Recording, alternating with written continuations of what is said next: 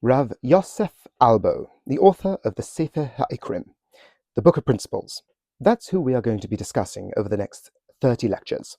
We are going to go through his work, discuss his ideas, and try and develop some of the interesting and creative angles. And I suppose most relevant from my standpoint is to try and develop the aspects that would be most relevant and relatable today. So who is Rav Yosef Albo? Without going too deep into his history, he's a 15th century Jewish philosopher, coming at the end of what we would call the Rishonim, the first ones. This is where you have Maimonides, Rabbi Yehuda Halevi, Rav Chasdei Crescas. You have these Rav Ovadia Seferno in Italy. This is the sort of the medieval thinkers of the Jewish tradition. And then later on you would have the modern thinkers, which we would refer to as Achronim. But during this time period, which he comes towards the end of, in Spain, he approaches Judaism in a really interesting and creative way. He tries to define for us what is a principle. And the reason he felt the need to do this was because he was emerging in a really unique time in history. There was a lot of pressure on the Jewish community to convert, especially in Christian Spain at the time. And someone might say, well, that's obvious. It wasn't that always the case. Right, but here they were expected to defend their faith in sort of court of ideas. Now, in a modern context, we say, well, that's great. Let good ideas flourish and bad ideas die. Is sunlight not the best, what's the word? Disinfectant.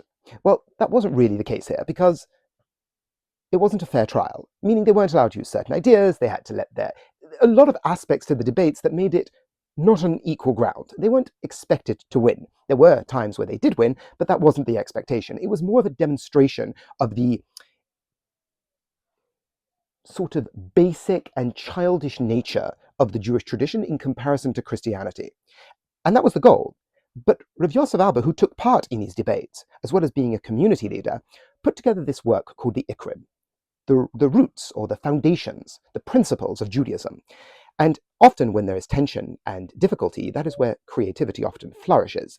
I mean, symbolically, we know when you're stressed for an idea and you have an expectation on you, often that's when your creative juices start to flow. When you have no deadline, you kind of let things flow and let things stagnate. Well, that also happens in a historical context. When you are forced to defend your religion, it forces you to think about things in different ways. So he looked at the concept of principles in different ways. And a person might stand back and say, but we've had Maimonides. We had Maimonides many years before, generations before, discussing 13. So much so that even today, if you ask your average Jew on the street, what are the principles of Judaism? They will say, well, they are 13. They might not be able to mention them all, but they will tell you they are clearly 13.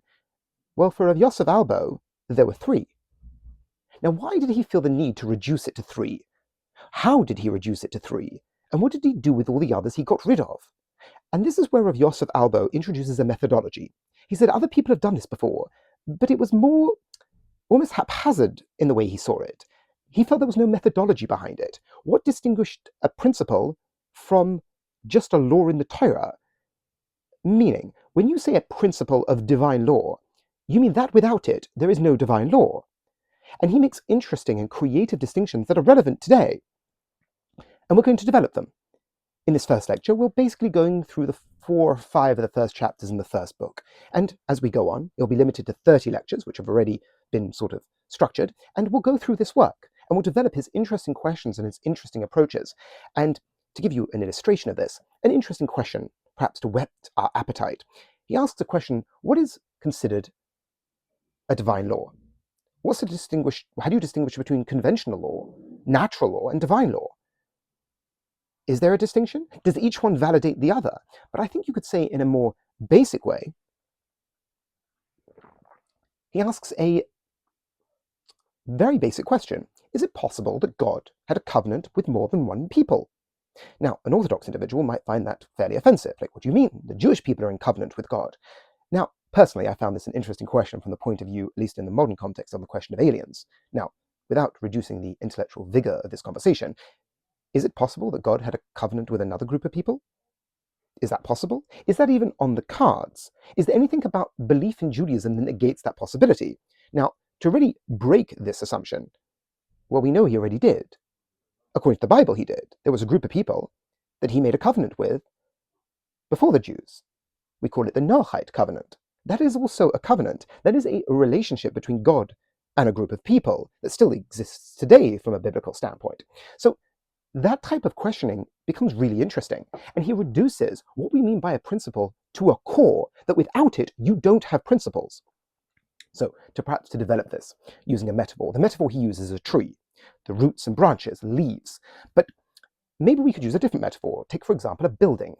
A building's foundations are what literally are the foundations, that without it, it would fall. But there are other things that you might say are foundational, perhaps a roof, walls, foundational reinforced concrete pillars that go deep into the ground. But what about the color of the building? What about the windows? What about the doors? I mean, obviously you're losing something and missing something if you get rid of these components, but you would be weird to say you don't have a building anymore.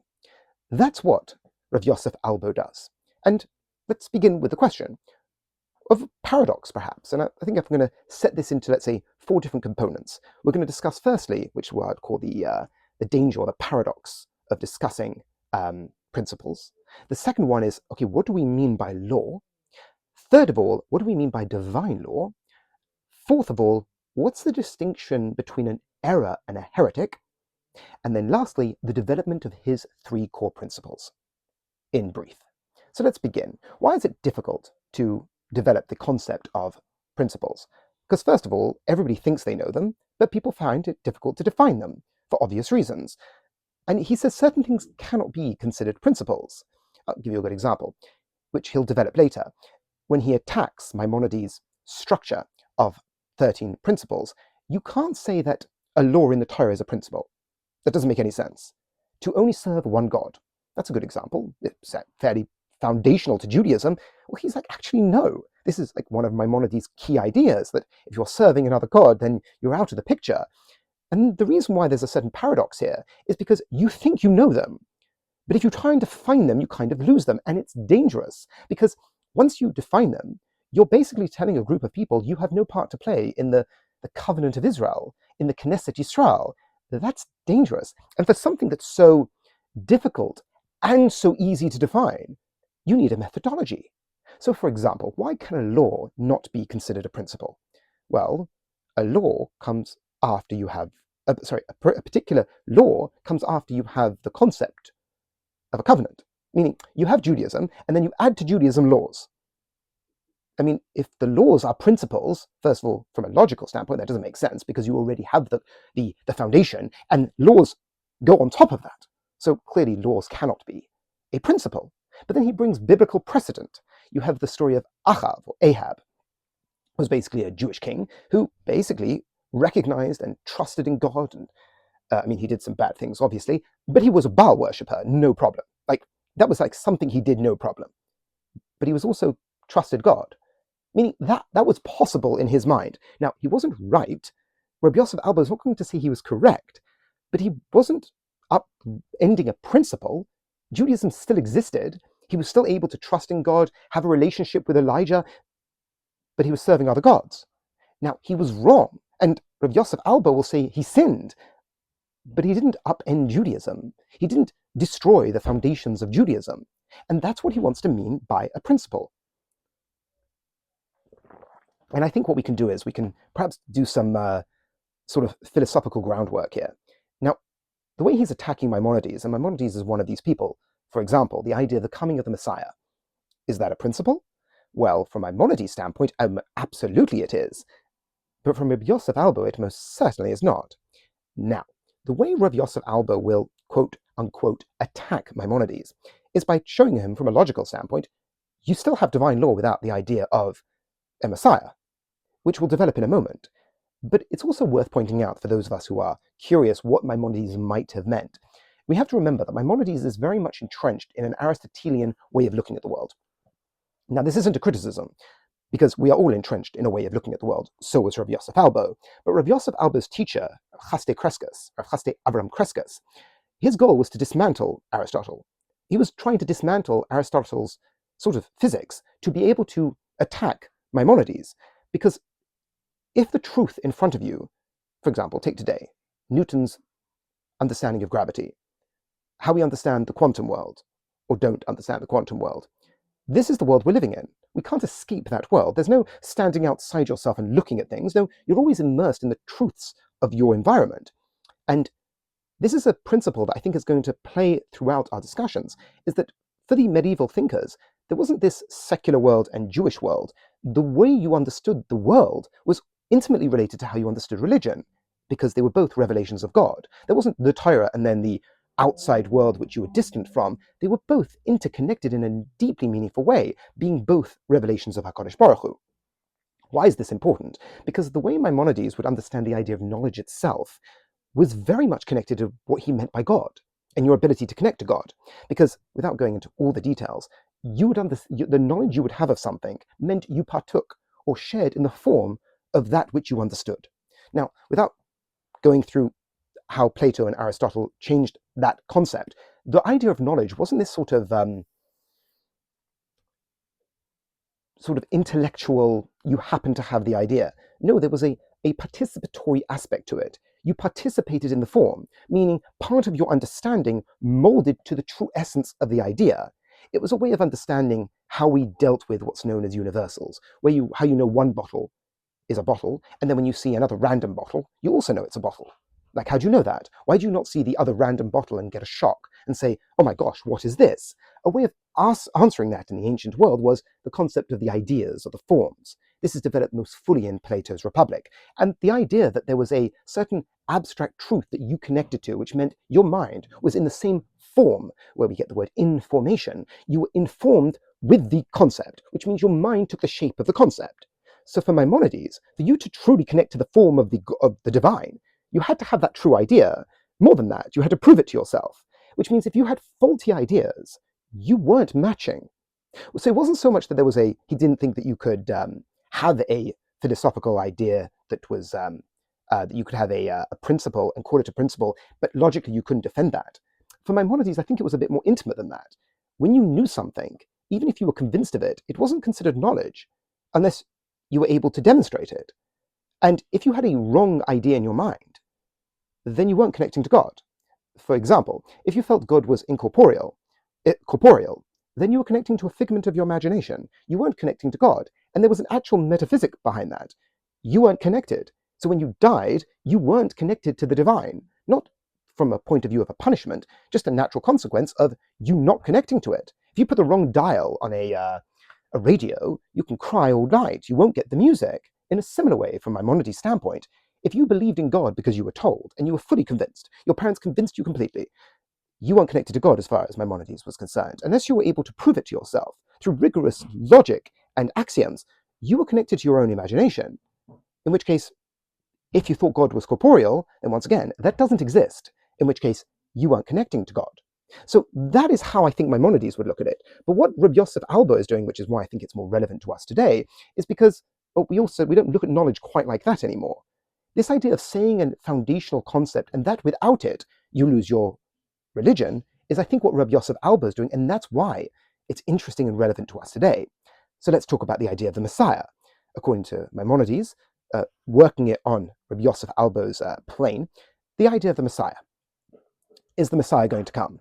According to Hillel in Sanhedrin, Hillel Hasheni, not the one that we Shammai and Hillel, but the one who's responsible for, I think, the development of the Jewish calendar. He felt, no, you've lost it. Everything that was supposed to happen, could have happened during the time of Chizkiyahu, the king, and now there's not going to be a personal Mashiach. Now, Rabbi Yosef Albo thinks he's wrong, but he doesn't think he's a heretic. And this is important, because a heretic isn't part of Judaism. From a traditional standpoint, you have taken yourself out of the fold. And in which case, then, you can be a nice person, you can be Jewish, but you're not going to be part of the conversation that is connected to the foundational ideas of Judaism. What emerges from you, if you haven't accepted one of these principles, isn't going to be Jewish. Albo says, well, the coming of the Mashiach clearly isn't one of those. First of all, from a logical standpoint, if I get rid of that, I still have Judaism. But also from a traditional standpoint, we had a thinker in the Talmud who disregarded the idea of the coming of Mashiach. So that isn't happening. And he goes through a whole bunch of different sort of arguments that you might bring. You might say, well, he was a heretic, but Albo says that's not possible. First of all, he says he definitely said what you think he said, because later they say he's wrong. But they still quote him as a Rav. They still quote his opinions, and they wouldn't do that if they felt this person was off the pale in the Jewish tradition. They wouldn't do that. So we have someone who the Talmud refers to as sinning, in a sense, that he has the wrong idea, but he's still part of the tradition. And this, I think, really allows us to develop the first and one of the most important concepts that Rav Yosef Albo develops by way of a distinction between heresy, or a heretical idea, that which would put you out of the fold of traditional Jewish thought, and a mistake. He might say someone's making a mistake, but if they came to it honestly, they came to it through their understanding, they're wrong. He felt they may have to do repentance for it, but they aren't outside the fold of understanding. They aren't outside the fold of what we mean by Jewish in a philosophical sense. The ideas that emerge from you are still part of the tradition. And this is really interesting, because if you take Christianity, Christianity doesn't have this advantage. In this case specifically, you can't have Christianity without the coming of the Messiah. For them, this would be a principle. How so? The word Christianity comes from the word Christos, which is Messiah. Jesus was their Christos. That's why people say Jesus, as referring to the guy, Christ, which means the word Messiah. When people say you shouldn't say that, it's because you're sort of acknowledging that he is the Messiah, which as a traditional Jew you're not going to do. But without the concept of a personal Messiah, you don't have a Christianity. That isn't the case with Judaism. Now, as I said, Rav Yosef Albo is convinced of the coming of the Messiah, but not from the point of view of a principle. So let's, I suppose, develop the first concept, the concept of law. Well, what types of laws are there? Because remember, we're trying to find what is foundational to the idea of divine law. So you have natural law, which is what you call law of the jungle, survival. That which you cannot not get away with and have a basic society. Conventional law, which would we call a constitution of a country, of a monarchy, that which allows society to flourish. Okay, why don't we stop there? Well, then there's divine law. Now, the advantage of divine law that you don't have with the other two is, first of all, the conviction that you are in touch with something transcendent, and second of all, the idea that this will actually be in line with your higher mission, your higher purpose. Now, a person can question whether those things exist. For him, this wasn't a question. But to perhaps develop it, the only way you are going to know about how to develop that truest part of you is by coming from outside the system. You've got a brain, and you can't escape your brain, which is why people ask, well, how do I know what God wants of me? The answer is you can never speculate this away. You're going to need a law to be able to tell you how to live your life that's in line with your truest self, as well as be convinced that another way of looking at this is that justice will prevail, because if I live my life along these lines, I can at the very least be convinced that I will be going in the right direction of the goal of my essence, of my true self, as well as the goal of the world. But also that justice and the good will out, because it's a law from outside the system. That is a divine law. And what are the principles, the foundations to what we would call a divine law? And so if we go sort of recap what we've discussed this, I think you can encapsulate it under the idea of freedom of inquiry. A person can inquire into Judaism, and if they come up making a mistake, which is clearly a danger, it doesn't push them out the pale from Rabbi Yosef Albo's standpoint. And what he wants to do is develop what you could call three concepts, three foundational ideas. That without these three foundational ideas, you have no divine law. You can have natural law, you can have conventional law, but this higher sense of law, this third law, the divine law, that which allows you to get in touch or to develop your truest self from a religious standpoint, but also to be committed that it will lead to the ultimate good, that a constitution from a monarchy may work for you, but it may not work for everybody. Even if the situation on the ground plays itself out in a way that I'm not comfortable with, if such a divine law exists and I live in line with it, I can have the solace and the conviction that at least I'm going on the correct path. So that's Rabbi Yosef Albo's, let's call it the introduction to the concept of principles, the dangers, the difficulties in defining them. He speaks about people who give 26, God's perfection, and a whole bunch of other things. Some people give 6. And at some point he thinks they're just guessing. There has to be a methodology. And the methodology, as far as Rabbi Yosef Albo is concerned, is that without it, you have no divine law. He will then develop branches off these roots. But let's talk about the roots to begin with. The first one is the existence of a prime cause, of a foundational source to reality. You need that. It can't be turtles all the way down. It can't be physicalism. There has to be something transcendent about existence. But that's not enough. If you have something transcendent about existence, you have deism, you have the world spirit, you have a sense of the numinous. But that's not interesting. You need the second component, which is revelation, which is prophetic revelation, the idea that there is an ability to connect to that essence. That essence is involved, that essence is aware. This is once again, it sounds trivial, but a key component of a divine law is revelation, because you can't think it up yourself, because then it's not divine law. Meaning the importance of divine law emerges from the idea that without it,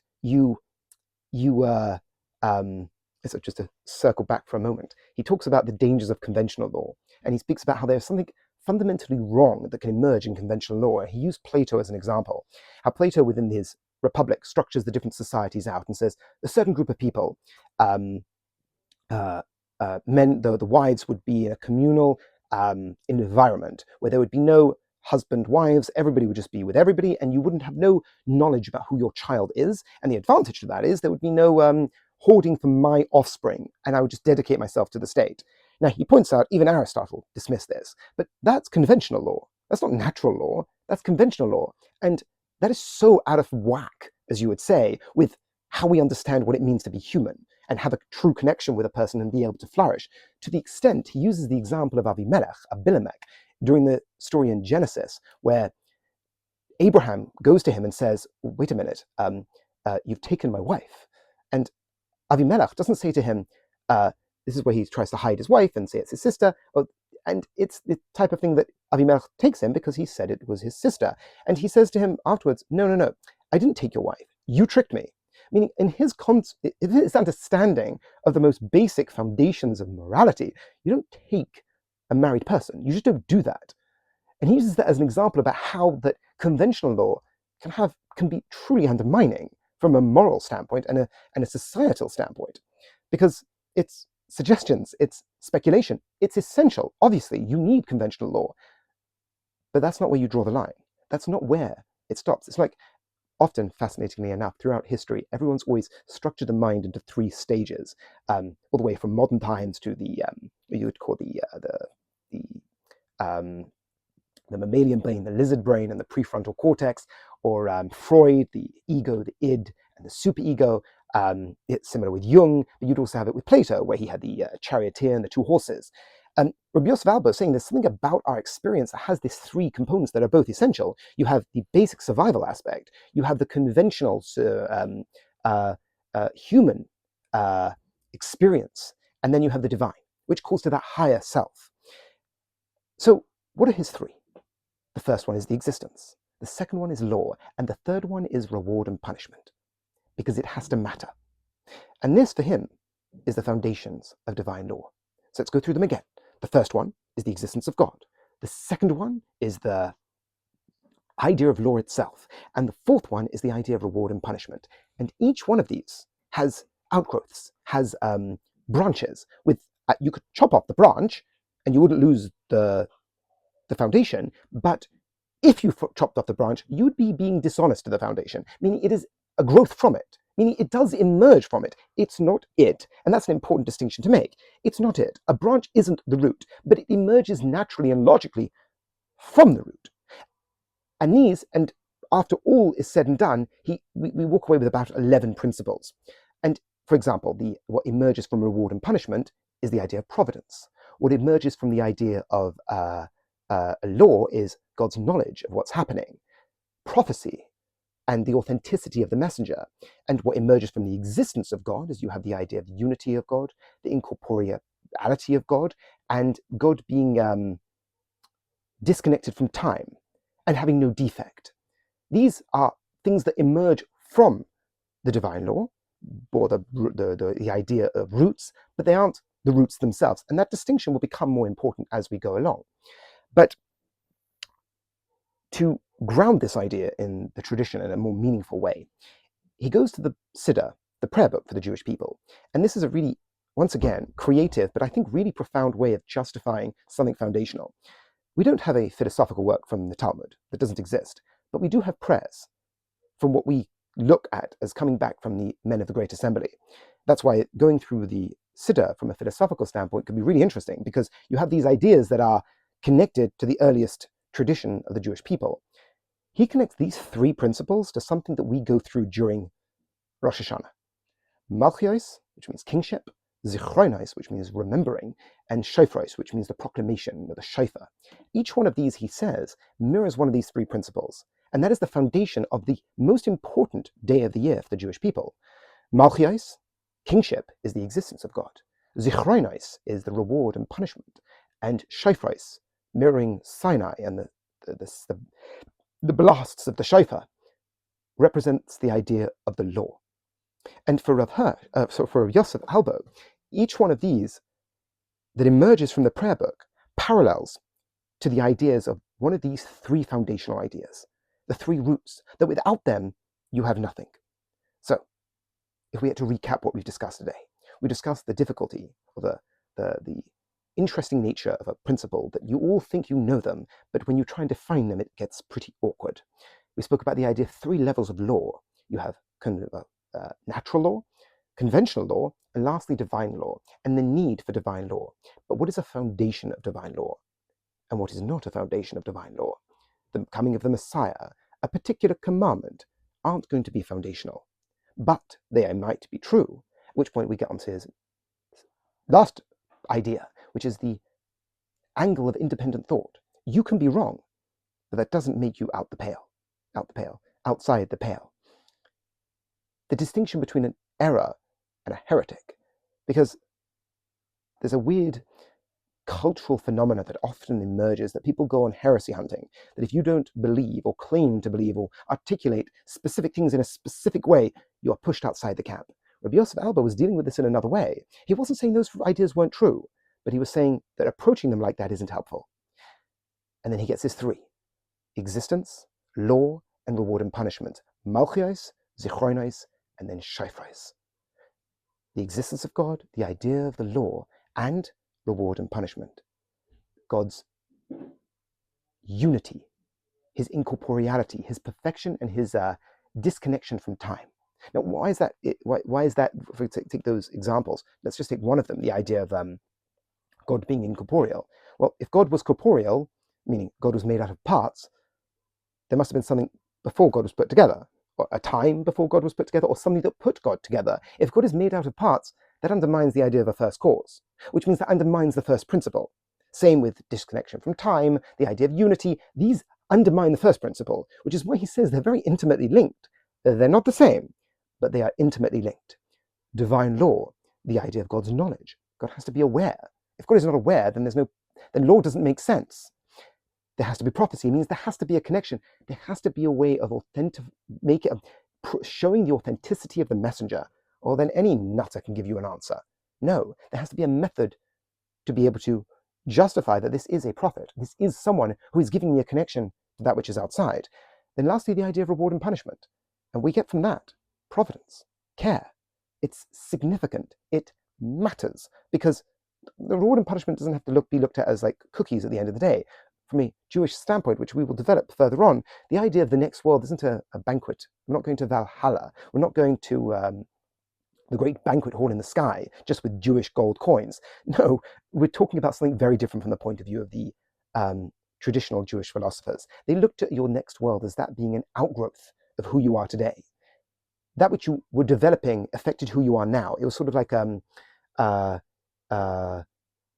in a weird way, like backwards causation. You affected who you were now in who you were developing yourself to be when you moved on.